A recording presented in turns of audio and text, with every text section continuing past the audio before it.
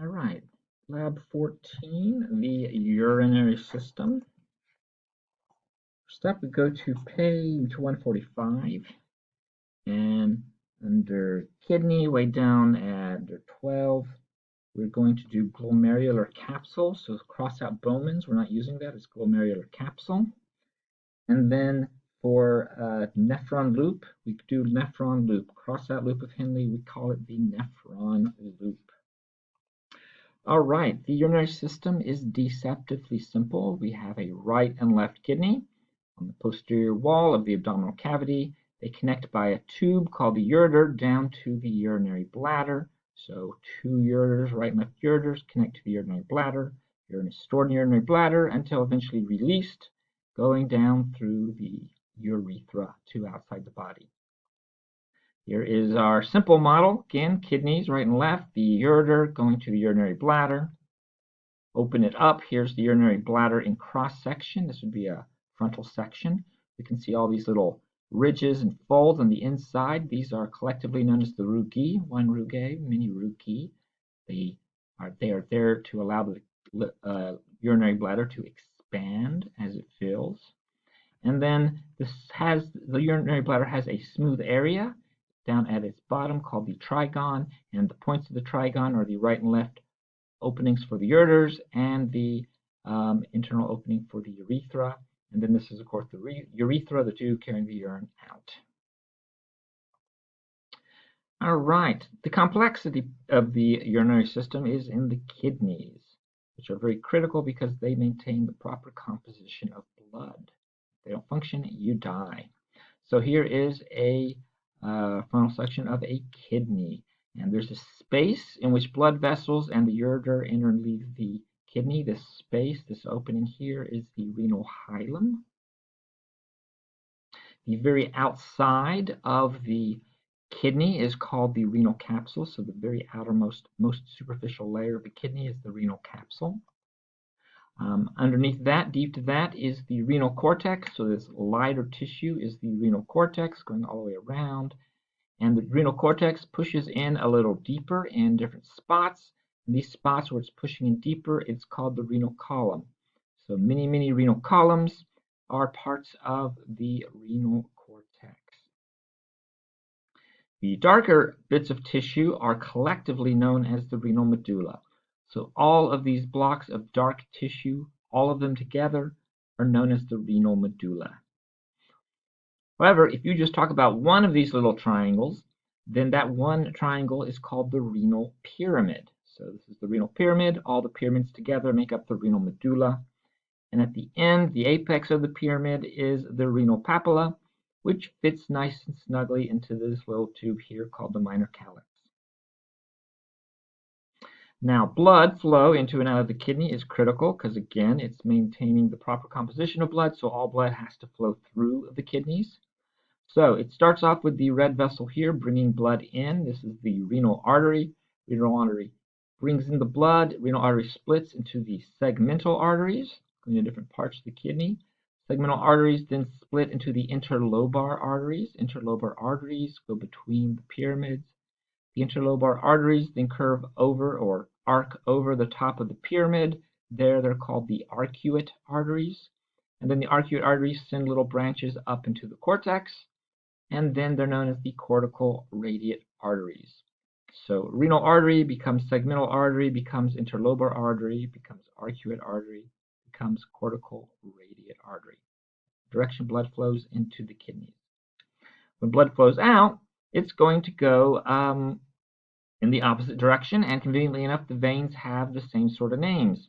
So we have the cortical radiate veins carrying blood down to the arcuate vein, down through the interlobar vein, and eventually out the renal vein. Cortical radiate vein, arcuate vein, interlobar vein, and out the renal vein. Of course, what's really interesting happens at the microscopic level between the arteries and the veins. So here is a view of the blood vessels on the microscopic level. So here, this represents here the cortical radiate artery. Over here, this is the cortical radiate vein. This would be the arcuate vein, arcuate artery. So blood arrives via the cortical radiate artery, branches out into a small structure called the afferent arteriole. Afferent arteriole carries blood into this capillary bed called the glomerulus, and then blood exits via the efferent arteriole. And then it will enter another capillary bed called the peritubular capillaries, found up here or down here. And then the peritubular capillaries will eventually empty into venules that'll go to the cortical radiate vein. So again, cortical radiate artery sends blood through the afferent arteriole, goes into the glomerulus, which is a capillary bed.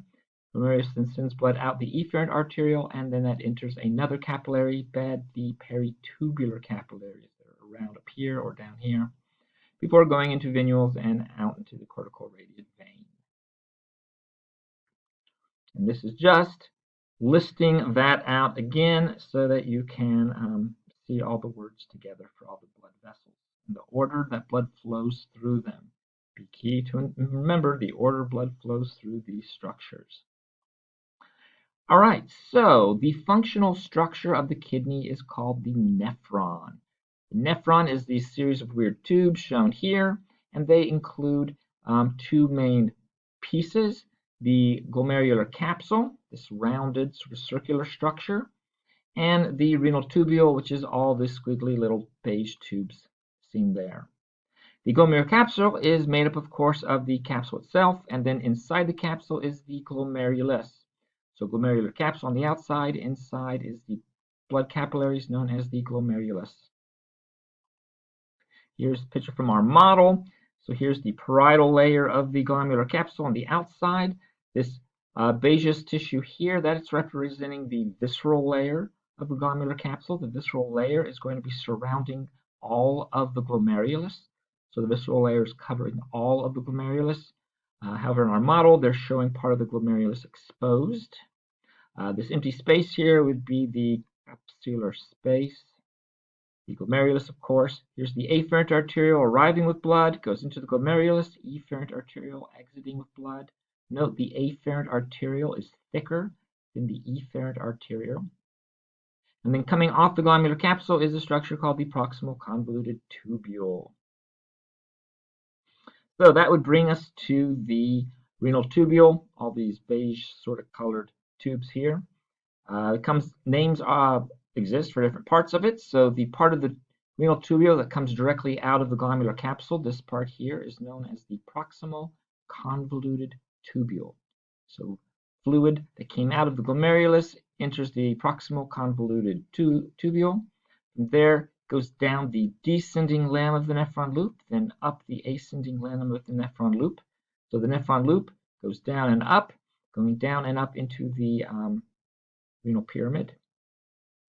And then at the end of the nephron loop, we have the distal convoluted tubule, distal because it's further from the capsule as the filtrate flows, convoluted because it's all twisted up, tubule because it's like a tube. So again, fluid leaves the glomerulus into the glomerular capsule space, then enters the proximal convoluted tubule, goes down the descending limb of the nephron loop, and then up the ascending limb of the nephron loop, and then enters the distal convoluted tubule.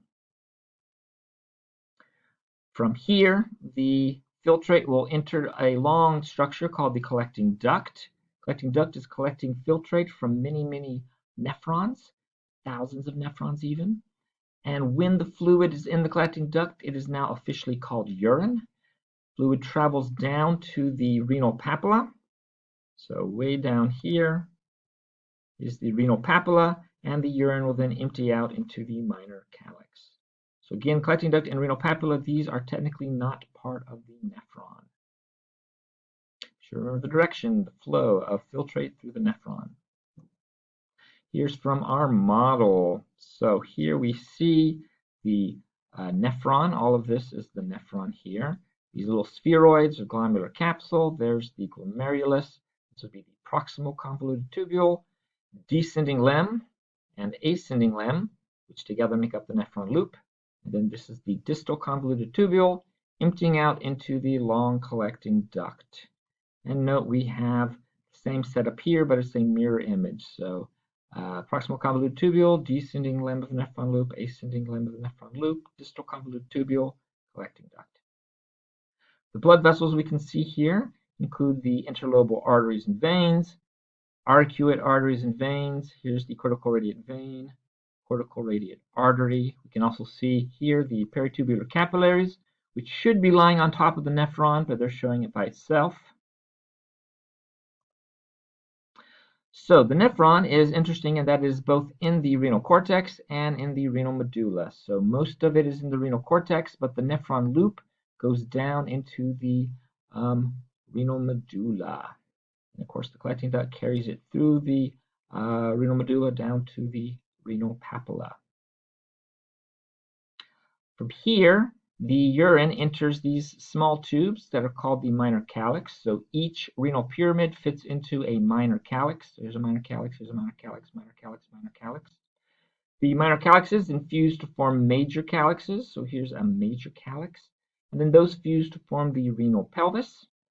Renal pelvis then carries the urine out the ureter, that then travels down to the urinary bladder and the urethra. So once the renal pelvis passes the renal hilum, the space here, it is officially ureter. So renal pelvis and ureter, one continuous structure.